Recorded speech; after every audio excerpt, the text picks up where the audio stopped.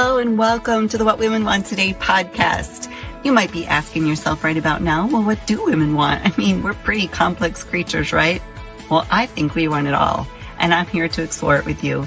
My name is Terry Kellums. I'm your host. Go grab your favorite beverage. I've already got my glass of wine, and let's get started.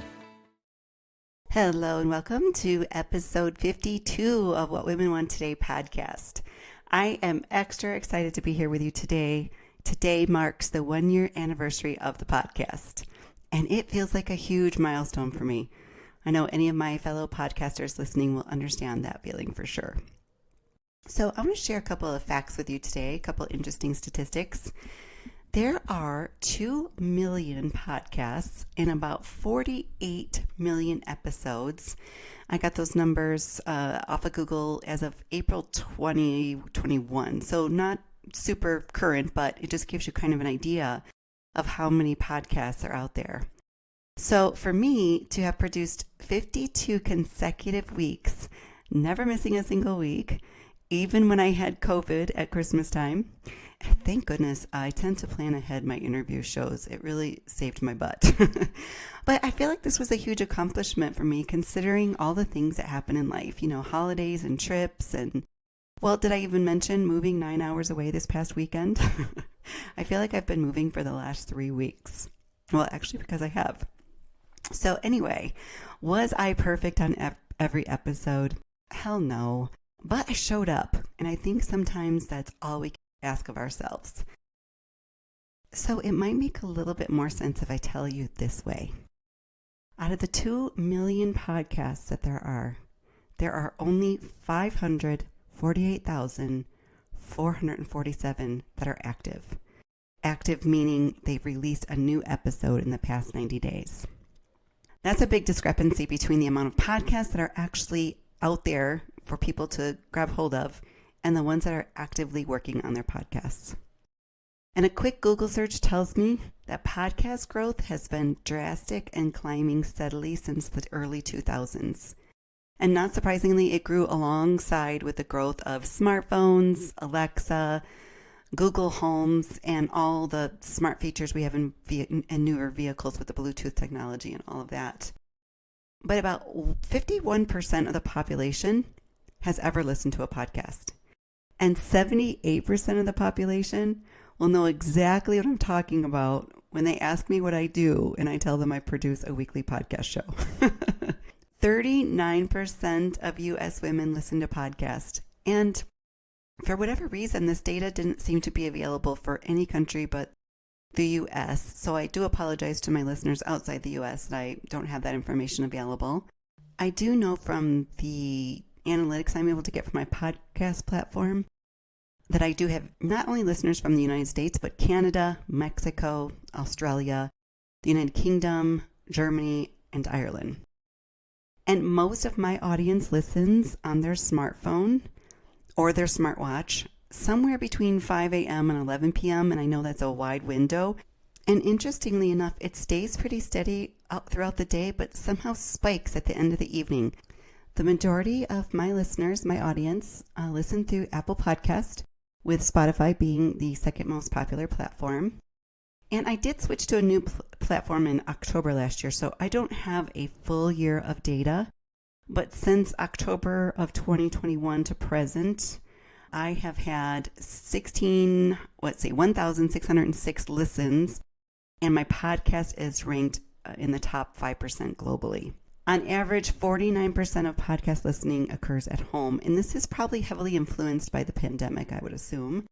But 22% of the podcast listening is occurring in the car, 11% while at work, and only 8% while exercising. And I guess it surprised me a little. I guess maybe because I tend to listen to it while I'm taking my walk in the desert. So I don't know. I just love all these facts. So love him or not, Joe Rogan has the #1 podcast, and he is exclusive to Spotify. They gave him a whopping amount of money just to have his podcast on their platform.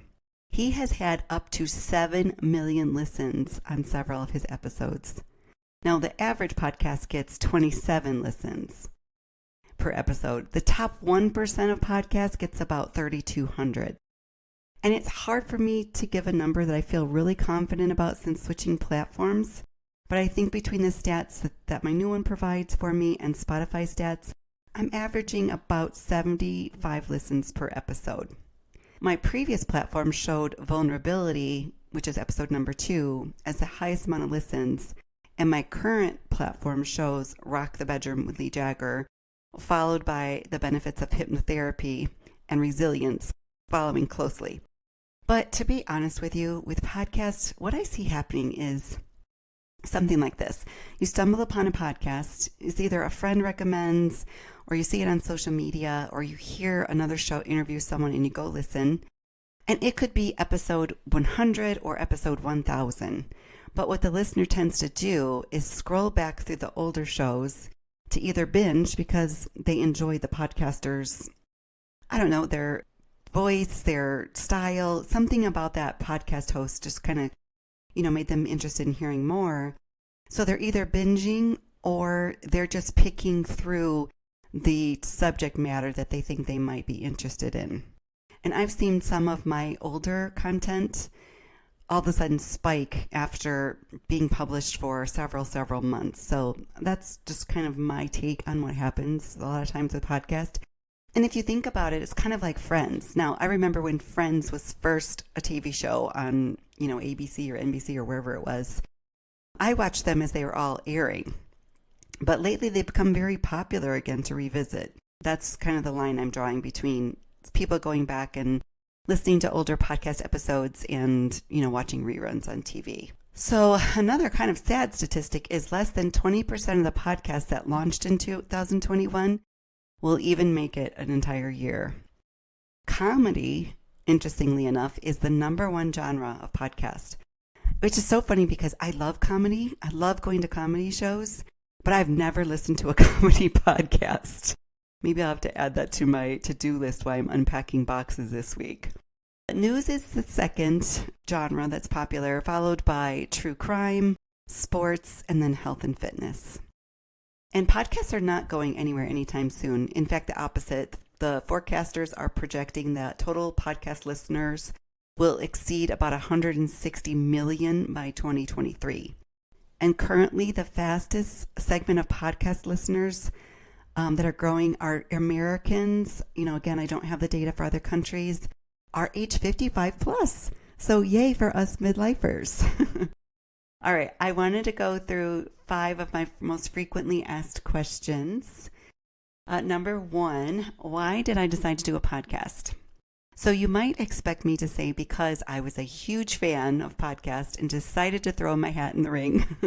But no, I really had a strong desire to be a resource for women in midlife. I wanted women to feel heard, seen, and understood.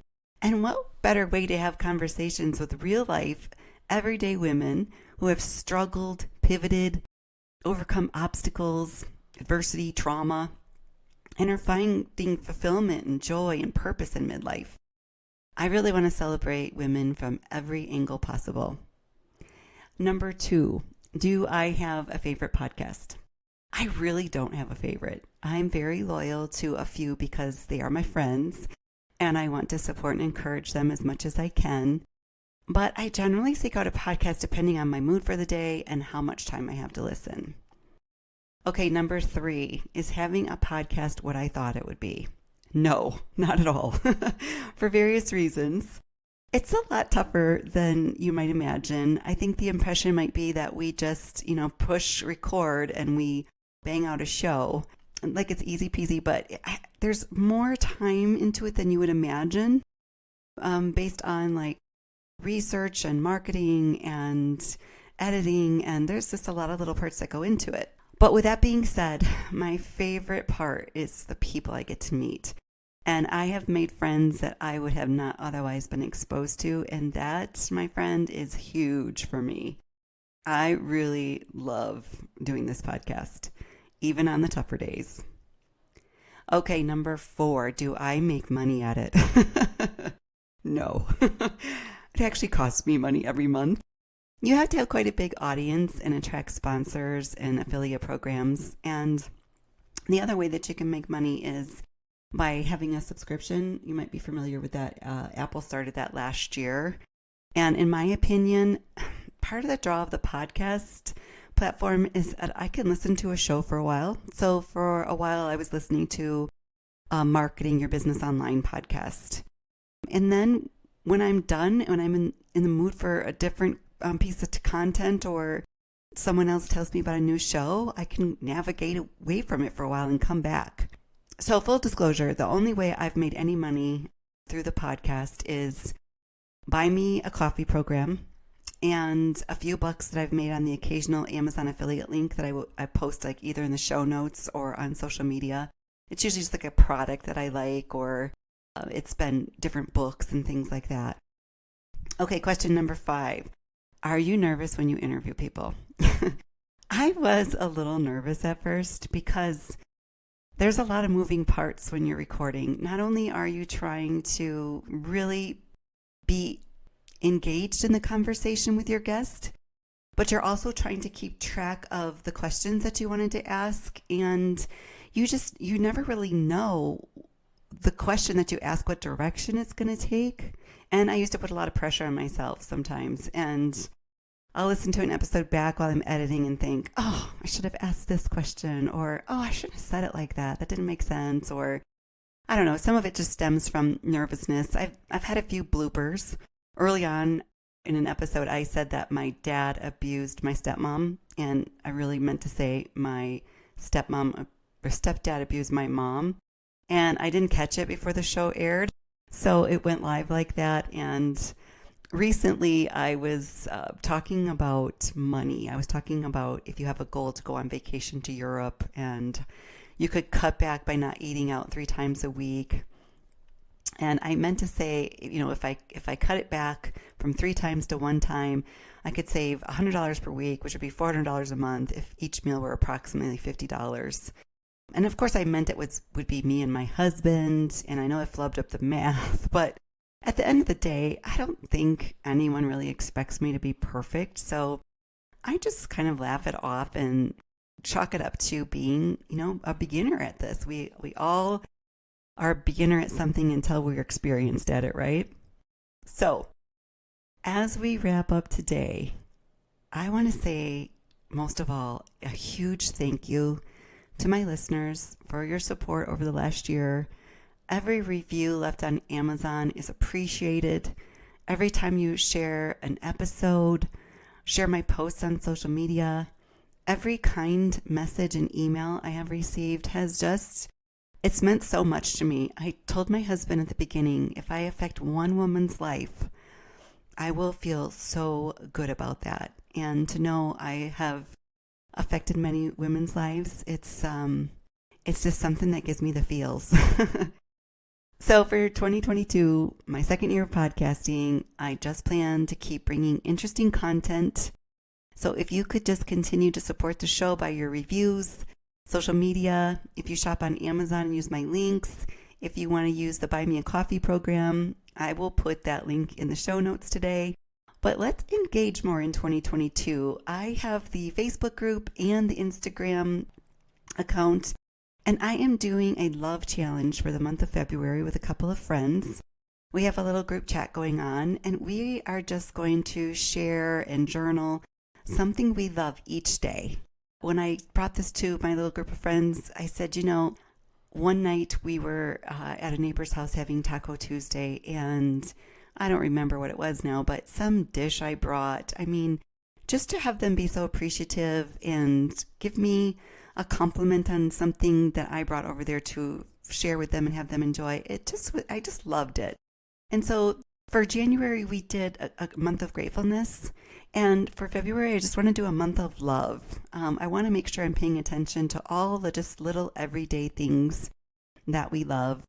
And so if you'd like to join us, reach out to me via DM on either Instagram or Facebook. I'll put the link in the show notes. And you can always reach out to me at Terry, 2 R's, I, at terrykellums.com. And I want to leave you with a quote by Tony Robbins today. He says, "Happiness is found in the absence of expectation and continuous focus on appreciation. So thanks for listening. I truly appreciate you being here with me today. Thank you so much for joining me. I hope you enjoyed today's conversation as much as I did.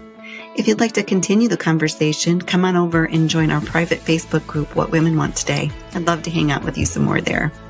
Any resources mentioned in today's episode will be in the show notes.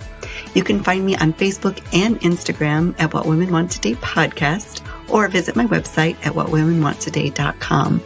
Please remember to subscribe, download, and share. Leave me a review. It helps other amazing women find the show and become a member of our community. One last thing for you today. You are not alone. You are worthy of love and a fulfilled life. Now it's time to go after it.